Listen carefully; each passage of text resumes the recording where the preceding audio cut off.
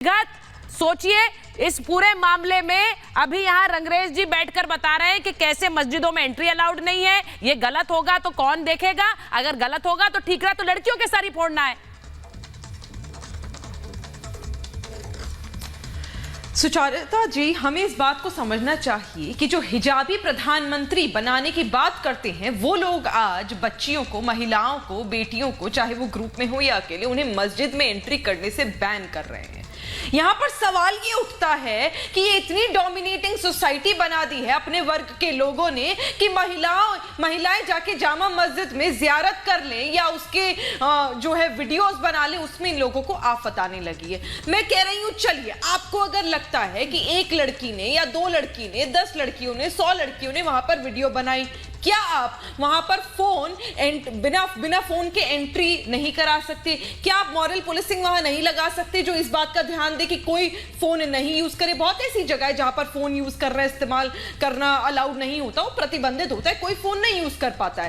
क्या सिर्फ लड़कियां ही हैं जो वीडियोस बना रही हैं? सही बात। क्या लड़के वहां जाकर रील्स और इंस्टाग्राम की वीडियोस और फोटोज नहीं बनाते हैं? क्या यहाँ पर सिर्फ और सिर्फ महिलाओं के ऊपर प्रतिबंध क्यों लगाया जा रहा है? और मैं कह रही हूं, अगर बना भी दिया फिर से, तो अगर किसी लड़की ने ऐसी कोई वीडियो बनाई जो आपत्तिजनक है या जामा मस्जिद के रूल्स के खिलाफ है, तो उसे पकड़िए और उसको जेल में डाल दीजिए, उसके खिलाफ कार्रवाई कर दीजिए। लेकिन उसकी वजह से मुझे ये तमाम वो मुसलमान महिलाएं जो जाती हैं और रूल्स को फॉलो कर रही हैं, उनके ऊपर आप प्रतिबंध कैसे? मैं एक बार जरा निगत मैं आपसे बोल रही हूँ, इस दौरान जब बात हो रही है एलजी की बात हुई है, नहीं मैं आपके पास वापस आ रही हूँ निगत। मुझे पता है कि ऐसे मामलों पर आप खुलकर बोलती हैं और मुस्लिम महिलाओं की भी खुलकर बहुत पुरजोर तरीके से आवाज बनती है।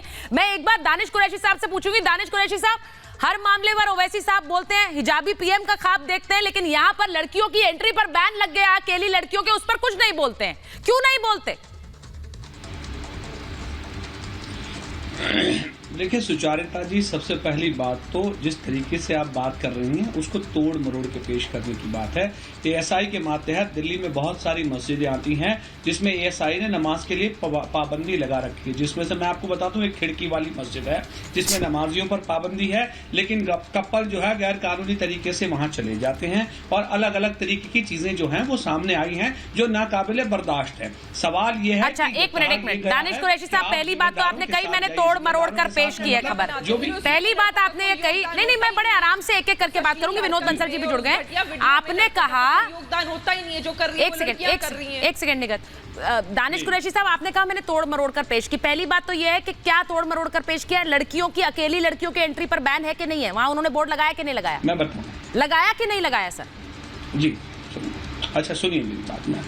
अरे तो लेकिन मेरी बात तो सुनिए मैम, मैं जो कहना चाह रहा हूँ, आप मुझे ये बताइए कि एएसआई ने जहाँ नमाजियों पर पाबंदी लगा रखी है वहाँ गैर कानूनी तरीके से कपल एंटर हो रहे हैं, ये आपने पूछा? क्यों नहीं पूछा बताइए? तो क्या सवाल तो इसी पे था ना, जिस तरीके के पूरे दिल्ली के अंदर में एएसआई ने जिन मस्जिदों में नमाजियों के लिए पाबंदी लगा रखी है उन मस्जिदों में आम आवाम कैसे एंटर हो रही है बताइए? तो क्या किसी और धार्मिक स्थान के साथ इस तरह की बेहुरमतियां हो रही हैं किसी हिंदुस्तान के किसी भी कोने में? दानिश कुरैशी जी, अब आप तोड़ मरोड़ रहे हैं, जो हमारी बहन, आप तोड़ मरोड़ रहे हैं, अब आप तोड़ मरोड़ रहे हैं। दानिश कुरैशी साहब, मैंने आपसे पूछा, एक सेकंड जाकर पता कर लीजिए। नहीं दानिश कुरैशी साहब, ये बोर्ड मस्जिद कमेटी ने लगाया, पहली बात। नहीं ये बोर्ड मस्जिद कमेटी ने लगाया है। और मैं आपको ये भी बताऊं, दानिश कुरैशी, ये मस्जिद कमेटी ने लगाया और वहां के पीआरओ क्या कह रहे हैं? उनकी बातें तो और शर्मनाक है। वो कहती लड़कियां गलत हरकतें करती हैं, लड़कों को मिलने का टाइम देती हैं। मतलब लड़के तो आ रहे हैं, वो कुछ गलत नहीं कर रहे, वो वीडियो भी नहीं बनाते, वो अगर समय मिल रहा है वो मिलने जा रहे हैं, लेकिन वो गलत नहीं है। कटघरे में लड़कियां हैं।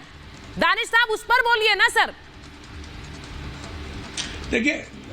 देखिए कटघरे में तो कोई किसी को नहीं खड़ा कर सकता।